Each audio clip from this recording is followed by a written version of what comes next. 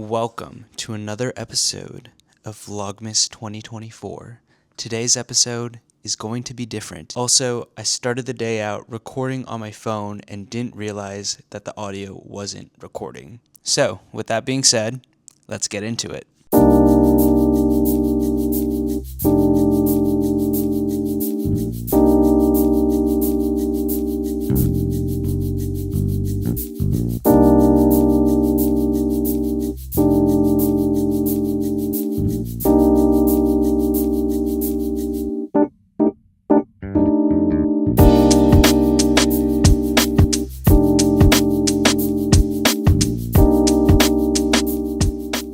Here for another update. I am back at the apartment because I got kicked out of the coffee shop. They closed at 4, and as you can see, it's only 5:10 p.m. and it was dark for like 40 minutes already, which is crazy, but that's daylight savings for you. I managed to get 3 episodes of Vlogmas done. Day 12, day 13, and day 14.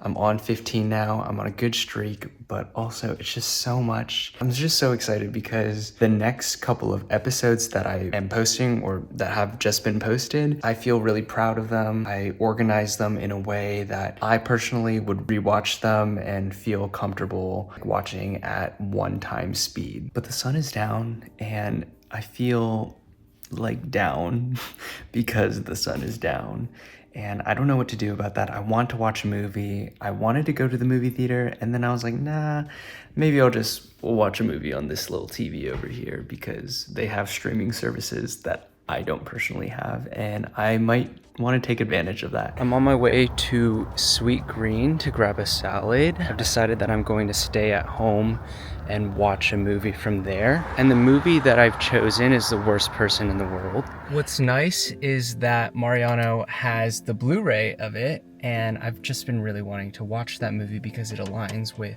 a lot about what I'm trying to write in my next screenplay. The reason why I'm trying to get a salad though is because your boy ate that spicy Korean fried chicken and I haven't been nonstop going to the toilet and it's not good and I desperately need some good fiber in my body. Days like these where I'm off alone on my own path, I'm forced to look into my own path and my purpose and where I'm going. I've been telling my friends about my journey with creating Vlogmas and how amazing it feels to be putting this out into the world and how proud I am of these videos, but also the sense of how sad it feels sometimes to put something out that doesn't really have any sort of recognition. At the end of the day, I'm doing this for myself, and that's really what keeps me going and wanting to continue to create more and more, regardless of the view count, the recognition that I get for it.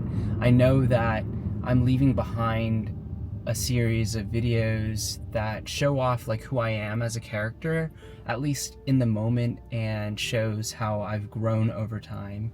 I get kind of sentimental thinking about the fact that it's been pretty much like 10 years since I started vlogging. Personally, I feel like the growth is there and it's very visible. Like you could go back to my YouTube channel and you can find the videos that I've made in the past and see how different they are in terms of the video quality and the way that it's edited, or even the content of what I talk about. I feel like the things that I talk about is a lot more mature, or maybe not, but definitely in the way in which I do talk about my feelings, they feel a little bit more structured and organized. And yeah, I know some people could argue that vlogging is like the scum of the earth in some ways, like no one gives a fuck about vlogging. But in my defense, I do truly feel like vlogging is my way of storytelling, of documentary filmmaking, but at its most simplest form. And what I mean by that is that it's so easy to do. We all have access to iPhones at this day and age, and yeah, I have a really cool camera. But even today, I was like, why am I not using my phone as much as I normally do? The Eras Tour vlog, which is currently the most viewed vlog of this season, is filmed on my iPhone rather than this $700 camera. And yes, I do love this camera, and I will continue to use this camera because the quality is so amazing, and the mic it connects to is even more amazing. I love the DJI Osmo Pocket 3. Don't get me wrong, it's amazing. But filmmaking has transcended beyond big giant red cameras and has been pocket size since like 2015, which is when I started vlogging.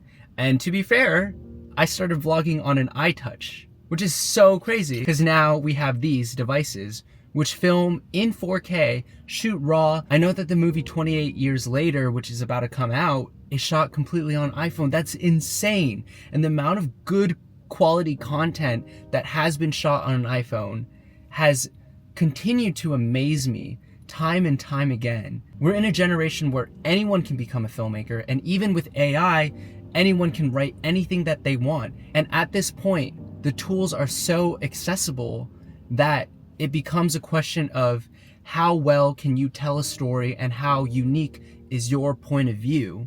The point in time in which we are in is so important to work on your own shit. Tell your own personal stories, because at the end of the day, we are filled with an oversaturation of content. People are just making content for the sake of making content. And I know I'm doing Vlogmas where it's like you have to put out a video every day, but that's my challenge creatively. How can I push the boundaries of storytelling? How can I effectively use my own creativity to showcase what's going on in my life? And why is my story worthy of your attention? It's not. I personally believe that it matters, and that's why I continue to make these videos. But if I stopped believing in myself and thought that my vlogs were not worth anything, I very much would probably just stop. And that's why last year, despite having a 9-year streak doing Vlogmas every year, I decided to take a break. But what's funny about that is that despite taking a year off of Vlogmas, I still made videos. I still chose to tell my stories and create and talk about my personal life. On my main channel, I have personal videos coming out talking about my depression and my mental health and reflecting on a breakup and how I've overcome that.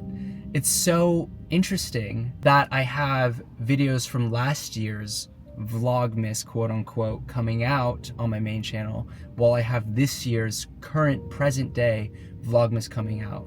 And you can see the contrast in which my sadness was completely consuming me, and then where I'm at right now, where despite being in a place where I'm not making money and living in Los Angeles and doing all the lavish things that I had wanted to do, I am the most happiest that I have ever been.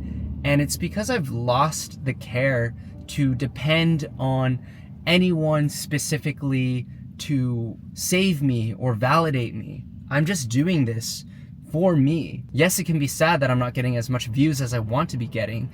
I have an ego, you know? But after starting to take my YouTube channel a lot more seriously last year after my breakup, something's going on. There's been like 3 different ambulances that have passed by me.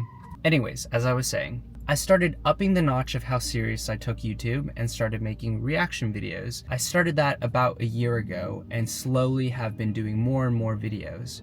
And I knew that reaction videos weren't actually what I wanted to do with my whole YouTube channel. I knew that I wanted to make more videos that were introspective and dive deeper into a personal level of existentialism and discovering my life coming of age as if I were my own movie character. But I knew I had to start somewhere, a place that was easy, a lot more surface level, and I could enjoy it while doing it and not feel like I was putting too much on the line. Now I feel a lot more confident to create more YouTube videos and to tell more personal stories. It almost feels like the year I took off was a way of shedding my skin and becoming more honest with who I am and what I want to share with the world. Personally, I don't think that I'll stop making reaction videos for good. I think there will be a time where I'll come back to it, but I'm really happy to be at a place where I feel confident in my ability to tell my own personal stories and share my own personal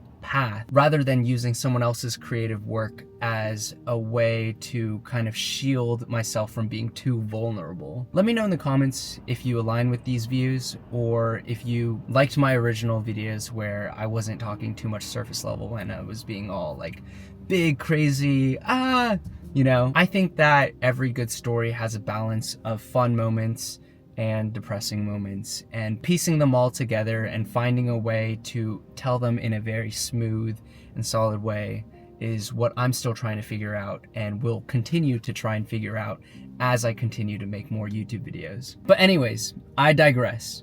That's it for today's chat. Thank you for listening.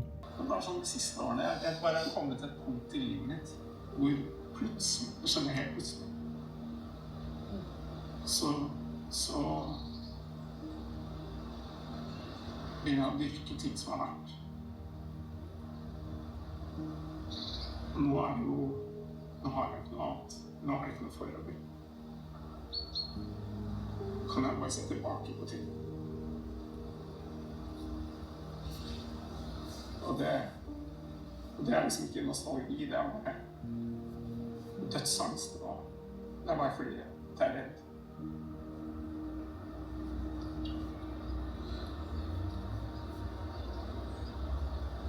Så jeg har egentlig ikke noen kunst med å prøve å putte det inn i